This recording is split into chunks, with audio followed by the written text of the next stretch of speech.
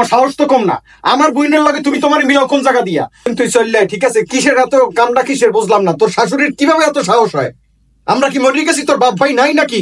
ঠিক আছে, তোরে কামে কয় কোন সাহসে? বিয়ের সময় তো এখন কম দিনে। ঠিক আছে, শিগগিরায় চললে। আর তুই যদি আইতে পারো আমি, নাইলে আমি লোক পাঠামু, তুই হালকা লাগে চললেবি। আরে তুমি বোঝো, আমার বুইনেরে কয় যে মনে করো শাশুড়ি কইতেছে যে তুমি থাহো বাড়ি করে থাইকে কাম কাজ করো, হ্যাঁ নন্দে আইবে, এই নন্দের মনে করো রাইন্দে বাড়ি খাওয়ান লাগবে। আরে আমার বুইনের নন্দে আইবে, হ্যাঁ গো রাইন্দে বাড়ি খাওয়ান লাগবে। হ্যাঁ নাতি নেট করে যে কত গুণ। আরে হ্যাঁ মাইয়ে বলা কুলু গোষ্ঠী সব লই আইবে। হ্যাঁ গো কি সব ও আল্লাহ রাইন্দে বাড়ি খাওয়াইবে নি? এত কিসের লই কে? হ্যাঁ গো কি কম দিছি? এটা কোনো কথা কইলেন? তাই নন্দে আইলে হ্যাঁ রাইন্দে বাড়ি খাওয়াইবে না? আর নন্দাই আমার বোনের কি শরীর নেই ওটা নাকি? আর একটা কথা বোঝো, ঠিক আছে, আমার বোনের কত বুদ্ধি। আর নন্দে আইবে আইয়ে হুন্যা আর হাউরিরে কইছে যে মা আমার শরীরটা ভালো না, আমি একটু 2 দিন বাপের বাড়িতে যাই। ঠিক আছে, অমনি কয় না তুমি যাইতে পারবো না, তোমার আন্নাইলেও 2-3 দিন থাকা লাগবে, আমার মাইয়া আইতে আছে, আমার জামাই আইতে আছে, হ্যাঁ করে আনতে পারি খাওয়াইবে কেটা? এটা কোনো কথা? এটা তো আসলেই কোনো কথা। হ্যাঁ এটা কোনো কথার মধ্যে পড়ে? কোনো কথার মধ্যে সাহসটা পায় কোথায়? আমি তো বুঝি না। এর লেগে আপনি আপনার বইনেরে কইছেন যে ওই সংসার আর করা লাগবে না? না আমি এই কইছি যে তুই সংসার আদি সব হালাই থুয়ে তুই এখনই চললে, আমি এই কই দিছি। লগে কি আপনার বইনের মাইয়ে পোলাও লই আইবে? আইবে না, হ্যাঁ লইয়া কি থুই আইবে নি? ও আইবে কি আপনার গো বাড়িই থাকে? হ্যাঁ এই আমার ঘরেই তো আইবে। হ্যাঁ কি আবার আমার রাইন্দে বেটে তোর খাওয়ান লাগবে না? খাওয়াইবে কেটা? এটা কোনো কথা কইলে? আমার বই নাইবে, তুমি রাইন্দে বেটে খাওয়াবো না? এই জায়গায় হে থাকবে? আচ্ছা আমার ওইটা আর বাপের বাড়ি নেই, বাড়ি বাড়ি নেই, এখানে থাকবে না, এটা কোনো কথা?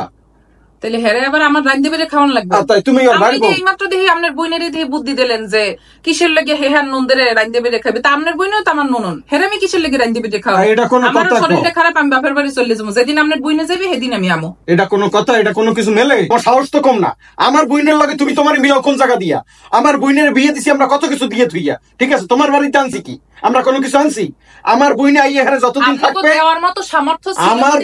আমার বইনে যতদিন এখানে থাকবে ওর সবকিছু করিয়ে তোমার এই বাড়ি থাকা লাগবে।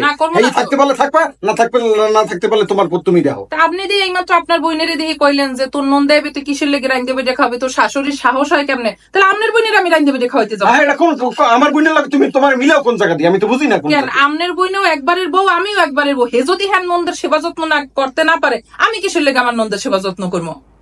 এবার মিলাইতেইও না, এবার মিলাইতেইও না, ঠিক আছে? কিসের লেগে মিলাইতে না? নিজের বেলায় একেবারে 16 আনার, পরের বেলায় 4 আনা ওরা না?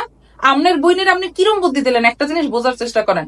হ্যাঁ শাশুড়ি হ্যাঁ হয়তো বা কইছে নন্দের আপনার বইনে আইলে আমি সেবা যত্ন করি না, আমি এটা রাইন্দে বেটে খাওয়াই না, তাহলে আমি যদি এইটা করি আপনার বইনেরও তো এইটা কর্তব্য যে নন্দে আইতে আছে হ্যাঁ রাইন্দে বেটে খাওয়ান সেবা। নন্দ তাই 2 দিনই বেড়াইয়ে চলে যাবি, 2 দিন বেড়াই চলে যাবি। হিজাকে আপনার ভাই হইয়া যে বুদ্ধিটা দিয়েছেন তুই চললে, তুই কি আপনার বোনের সংসারটা টেকবে না? তা আপনার ভাগ্নে ভাগ্নি দুইটা কি হইবে? বাপ ছাড়া হইবে।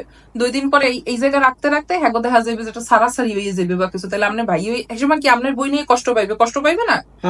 আপনার বাপে কি আজীবন বেঁচে থাকবে না? আপনারা কি বাইরে কি আজীবন বেঁচে থাকবে না? তখন কি হবে? ভাইয়ের পোজারা আছে হ্যাঁ মুখ অপেক্ষাই আপনার বইনের থাকা লাগবে। ভাইয়ের বউরা দেখা গেছে 2টা কথা কইয়েই হালাইবে বা কিছু। তাইলে এইটা কি আপনার বইনেরে আপনি ভালো বুদ্ধি দিয়েছেন?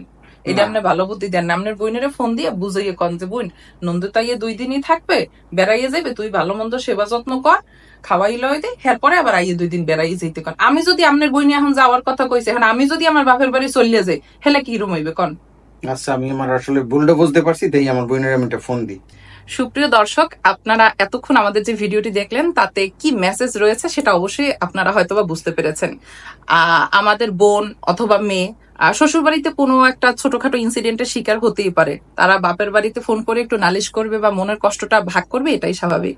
কিন্তু এটা শুনে মা বা ভাই বা বাবা তারা যেন তাকে নিমিশেই না বলে যে এখনই তুমি চলে আসো, তোমার বাড়িতে কিসের অভাব আছে। এটা বললে হবে কি তার সংসারটা আসলে ভেঙে যাবে। শুধুমাত্র মেয়েটার যে সংসার ভাঙবে তা না, যে বাচ্চা কাচ্চা থাকবে তারাও এটার সাফার হবে, তারা বাবা থেকে আলাদা হবে, মা থেকে আলাদা হবে, এরকম কিছু। আর শ্বশুর বাড়ির লোকজনদেরকেও একটু কি বলে সমঝোতায় আসতে হবে যে একজন বউয়ের পক্ষে তো আসলে সব করা সম্ভব না। বউকে বউ না ভেবে মেয়ে ভাবতে হবে। আর বউয়েরও উচিত শ্বশুর শাশুড়িকে বাবা মা ভাবা। যেমন সে তার বাপের বাড়িতে আসলে যে কদরটা পায়, তারও উচিত তার ননদ তার বাড়িতে আসলে, কারণ সেও তো ওই বাড়ির মেয়ে, সেই কদরটা করা। তো 2 পক্ষকেই সমঝোতা আসতে হবে। সব থেকে বড় যে মেসেজটা, যে আমরা মেয়েরা সাধারণত শ্বশুর বাড়ি থেকে একটু কষ্ট পেলে বাপের বাড়িতে নালিশ করি, আমিও করি। তো এটা আসলে উচিত বাপের বাড়ির লোকজনের বুঝিয়ে বলা। কারণ হচ্ছে সংসার ভেঙে দিতে বলা এটা কোনো কথা না। আর সর্বোপরি মেয়েকে সবকিছুতে প্রশ্রয় না দেয়া, যদি দেখে যে না এখানে আমার মেয়েরই ভুলটা বেশি, তো তাকে যদি প্রশ্রয় যদি দেয় তাহলে ওই সংসার আসলে বেশি দিন টিকবে না। তো এজন্য উচিত শ্বশুরবাড়ির মানুষদেরকেও উচিত, মানে মানুষদের উচিত বউকে বোঝা, আর বউয়ের উচিত শ্বশুরবাড়ির মানুষদের বোঝা। আসসালামু ধন্যবাদ আলাইকুম। সবাইকে।